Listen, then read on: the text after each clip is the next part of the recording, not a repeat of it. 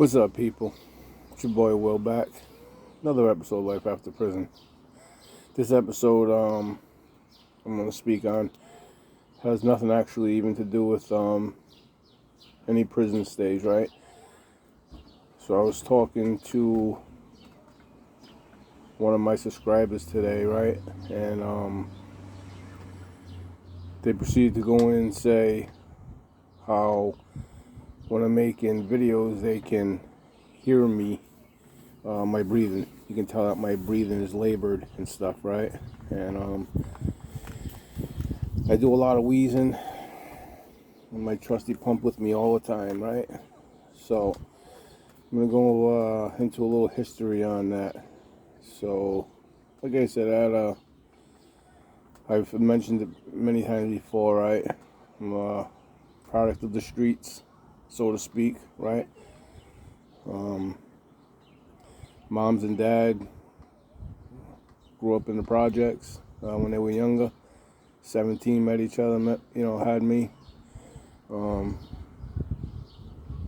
They knew each other for years. They started dating, 16 or 17. My mom's got pregnant at 17, had me when she was 18. But I grew up part of the street life, right? Always in and out of trouble. And it doesn't always have to do with just the law or,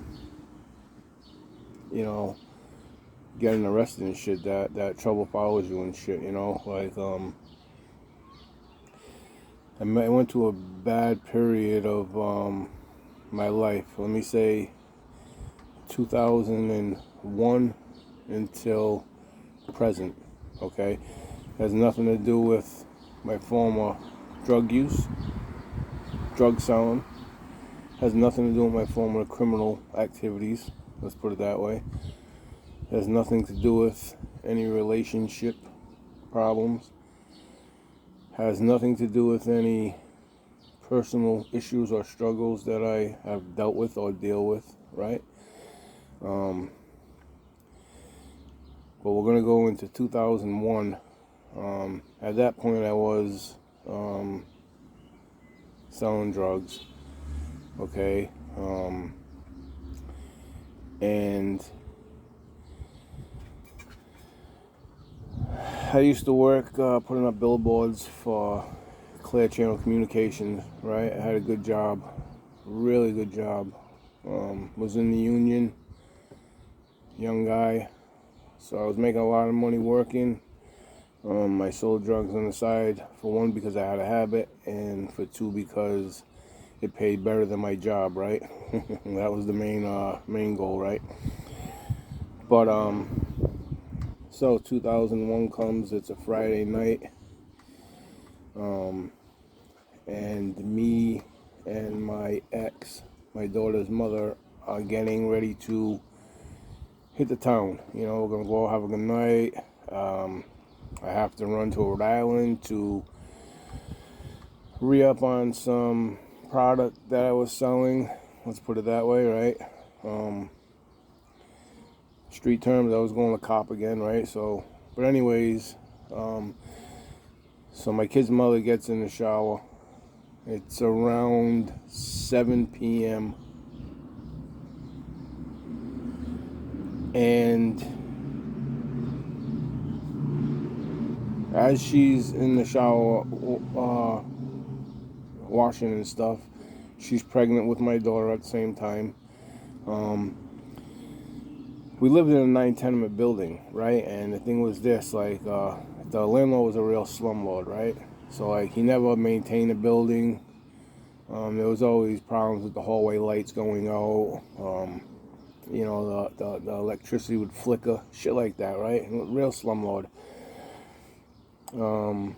Fire alarms would go off for no apparent reason, you know what I'm saying? Just all the time. It was just a real slumlord, you know what I'm saying? Once you get inside the apartment, it was a different story. It looked nice, you know what I'm saying? But the landlord was total shit. Anyways, she's in the shower, she's washing up.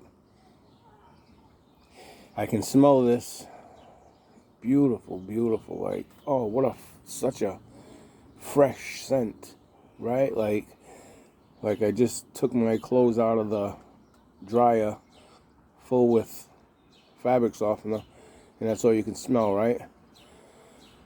At the same time, the fire alarms go off, right? And I'm saying, boy, who's ever cooking, what what kind of food smells like fabric softener, you know? Fire alarms proceed to go off. I go out into the hallway. I see it's a little smoky. I continue looking. Now, none of the other neighbors had come out into the hallway and nothing, because, like I said, we were all used to the fire alarms going off. You know what I'm saying? They did it all the time. All right, so I'm on the second floor. We live on the second floor. There's an apartment above us. There's one downstairs. There's 3 floors to the left of us, 3 floors to the right of us. 9-tenement building. I go downstairs because now I know smoke rises, right?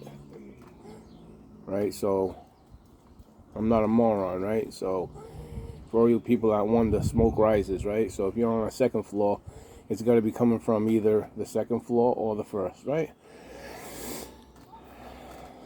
So I'm looking, I go down to the first floor, and I can see the smoke coming from underneath the cellar door. But when I open up the door, I get a backflash of fire. Whoa. Now, my daughter's mother and I were just down there probably, I want to say 40 minutes earlier, a half hour earlier, doing laundry. You know what I'm saying? There was nothing unusual. Now I like I said, the alarm's going off, the smoke coming everywhere. I run back upstairs. I go in, I tell my daughter's mother, she's in the shower, listen, you got to get out of the shower. The house is on fire. Excuse me. The house is on fire. I said, I'm going to go notify everybody else. Now, this was on a Friday night, right? Everybody in the building had a child, right, that lived there. The lady on the first floor was in a wheelchair, right? So I'm thinking, wow, everybody's got kids. So I run downstairs to the first floor on my way out. Before I run down the stairs, I hit the 3rd floor. They had just had a baby who was a month old. I bang on the door. Listen, there's a fire. There's a fire. They stopped panicking. They grabbed their little baby. Now they also had little children. The little children weren't there. The children was with their father from a previous relationship. The girl and her boyfriend grabbed their baby. They leave. I run downstairs to the 1st floor. I'm knocking on the door. The women's children were there. She was an older lady. I'd say about 60 at the time. I was 30. So she's probably about 60. She was in a wheelchair. She wasn't home. She was at bingo. Listen, the house is on fire. People start panicking. They start grabbing the things. I run over to the left, up and down the 3rd floor, 1st floor. There's a fire. As I come out from the left side to go to the right side, now there's neighbors gathering. Now there's neighbors around the corner there coming out. In the process of me running up and down the stairs, all the power went out, right? So now I'm going through the right side of the building up to the 3rd floor. It's pitch black in the hallway. On top of it, they're filling up with smoke everywhere, right? Knock on the door, get them out, get everybody out. I run downstairs. I'm looking around. I don't see my daughter's mother. I got to go back inside. Now, when I go back inside of the building in the middle, I run up to the 2nd floor where we lived. I can't see. It's pitch black. It's filled with smoke. I'm breathing all this smoke in, right? I got no shirt on at the time. I'm breathing all the smoke in. I have to feel for the door handle, right? Because I can't see anything. I can't see. I'm trying to hold my breath as long as I could. I was already panting and from adrenaline, from nerves, from running up and down and, you know, getting people out. You know, I'm already huffing and, you know, nerves and anxiety's running through me, right? I get back in the house, I shut the door. Now my house is filling with smoke. She's still in the shower, right? And I go in and I'm telling her, listen, you got to get out of, listen, the house is on fire. What the fuck are you doing? I told you to get out. And she's like, I didn't understand. I didn't think you meant that. Well, she jumps out, jumps out of the thing, puts a towel on. She jumps in, just throws a pair of stretch pants and a t-shirt on. We leave the building. Fire department comes. My house, the fire goes from the cellar, starts the cellar. Once it hits the walls, it goes right up the walls. Hits the electricity, goes right up the walls. It hits the 3rd floor. Now the fire is burning from the cellar, and it's burning from the 3rd floor down, right? And it's coming from the cellar up. The 1st floor completely burns. The 2nd floor, the house is blazing, right? The fire department comes. The house was so close to the neighbors that there was smoke filling buildings around, you know. The lady across we had a big driveway that everybody in the building parked in, right? Across the street, across from the driveway was another house. There's a lady inside of it. She's probably 75, 80. She's watching the fire. The firemen come down. It's all night blaze, right? Now, I'm already going into coughing and I can't breathe and stuff. Ambulance takes me to the hospital. They take the fire chief to the hospital. They take the woman across the parking lot from us to the hospital. 3 people go to the hospital from smoke inhalation. When the landlord, his name is Dave, I forget his last name at the time. This is going 20 years ago, right? When he built when he had the building built or whatever, I guess he had put washer and dryer in the cellar and stuff, right? They were coin operated. So the fire started from the dryer. Putting the dryer on, there was an electric spark that went through. It sparked all the lint because he never cleaned the lint out. You know what I'm saying? He just put a washer and dryer in there and never cleaned the lint out. So the lint trap that goes outside, right? So once the dryer started, the electricity from that, the lint sparked up. This is per fire investigation, right? Later on, that was determined. The lint catches on fire. That's what was smelling so good, was all that fabric softener and lint from clothes being, washed, fresh clothes, clean clothes. So actually it was our clothes that we were washing that started the fire. Because like I said, we were just down there and put our clothes in, right? So the house burns. We go to the hospital. I leave the hospital that night. A few hours later, the fire chief stays in the hospital. The woman across the parking lot stays in the hospital.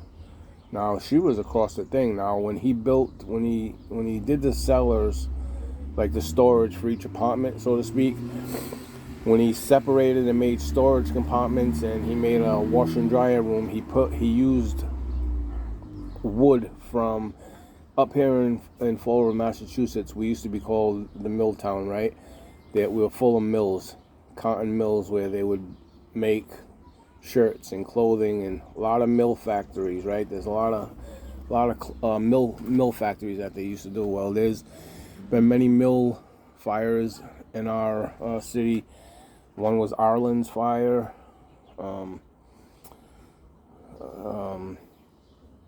there was a few other ones they're coming blank to me right now, right? But there was the Kerr Mill fire, right? So these old mills that burned down and stuff, I guess the landlord building the building or whatever, he had gotten lumber from them old mills, and it was all oil soaked and filled with contaminants and you name it, right? So all of that foreign oil and everything else burnt in the fire, all of that was what was in the air, right, burning from the. So the lady across the driveway, like I said, she never left the hospital. She used to come to the fires.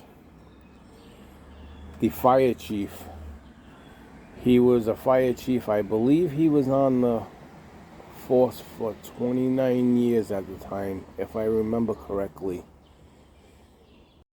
He also died from the fire, okay? I was the only one that left. But for many months after that, I would wake up from not being able to breathe. My daughter's mother would have to call the ambulance because I stopped breathing from the fire, right? What it did is it burnt 40% of my lungs. So and plus I was all, at that time, they were just all filled with smoke and just whatever else was, the contaminants from the cellar walls and stuff, but it caused me to consume, and it caused asthma in my life, right? So since 2001, I ain't been able to breathe. So the point of the video is to tell you, like, if you hear me and it sounds labored or you hear me wheezing, it's normal, right? I'm so used to it that I don't hear it myself. The only thing I do is I feel it. I can feel when I can't breathe, right? I also have lupus. That's what them scars are on top of my head, right? I also have lupus. I was diagnosed with lupus in 1994. I was diagnosed with lupus. It's an autoimmune deficiency disease, right? So the lupus with the fire caused asthma. The lupus now with the asthma combined, it causes many problems in my the inside, my lungs, breathing and stuff. Knock on wood. When I caught COVID, the only thing that happened was I just lost my sense of smell and taste, but it never affected my lungs, right? From the lungs burning and shriveling, now, like, when winter and stuff comes, I don't catch pneumonia. I catch pleurisy, okay? And pleurisy is the same as pneumonia, but the fluid forms on the outside of your lungs instead of the inside, and what it does is it squeezes the lungs, it strangles the lungs. So when I catch pleurisy, I get this unbelievable pain in my back, around my lung area, where I can't move, I can't sit, I can't lay down. The pain is unbearable, but it also restricts my breathing, right? Which causes me to go to the hospital, and I get on a breathing machine, and they give me antibiotics to take care of the pleurisy, and it's a shit show, right? So, but the whole thing is if you hear the breathing's labored, or my voice sounds sometimes like I'm straining to talk, or I can't breathe, again, I can't even feel it. I'm so used to it, right? It's been like that for 20 years. But I had someone mention to me today, and that's why I made this video, you know what I'm saying? I was going to make it anyways, it's just part of my journey in life, you know what I'm saying?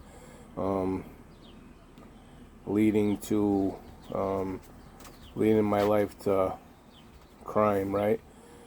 But yeah, so the fire affected my life big time. You know, the fire burnt the house to where it wasn't repairable. It had to be knocked down. So, get this. The only thing that was survivable out of my house. Now,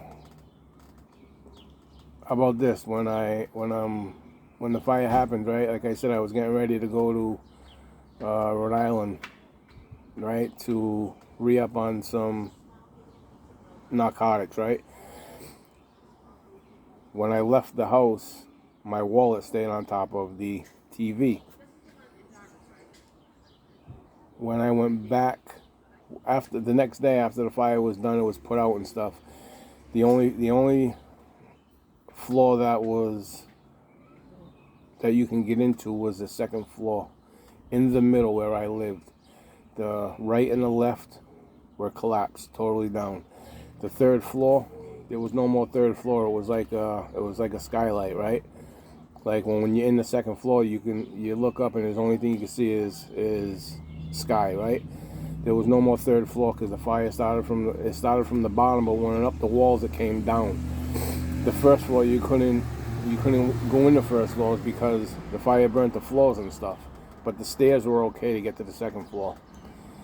The only thing that we was able to get out of the house, because everything else was smoke damage, there was actually no fire damage in my apartment. Okay, nothing burned. The furniture didn't burn, the clothes didn't burn, but they were so black and smoke damaged that they were unusable, right? The only thing that was retrievable was the TV. Okay, I had a 52-inch TV that I took out, and for months I had it in storage. Why I ended up having to move back with my mother, my daughter's mother. She was pregnant, like I said. We had to go live with my mother. She had a child. We had to go stay with my mother for a few months while I worked and saved up money and bought new furniture, and I had to buy everything for the baby because, like I said, she was pregnant, right?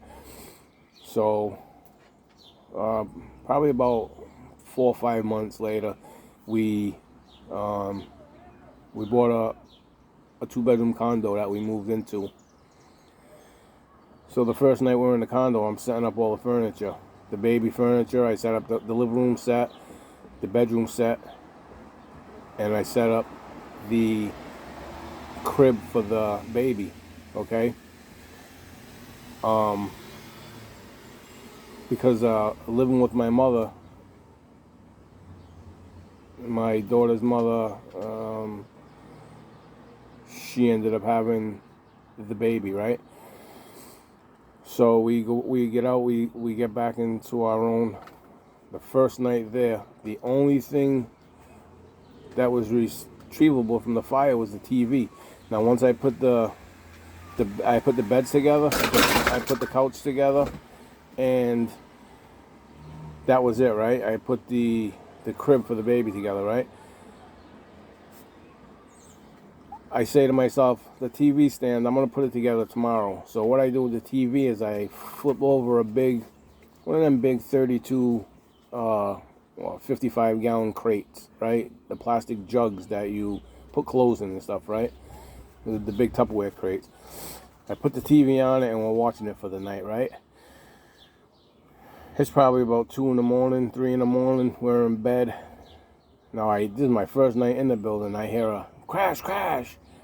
So I was on a condo, but I was on the ground level. So when you went into the building, you went down a flight, right? So I was actually ground level.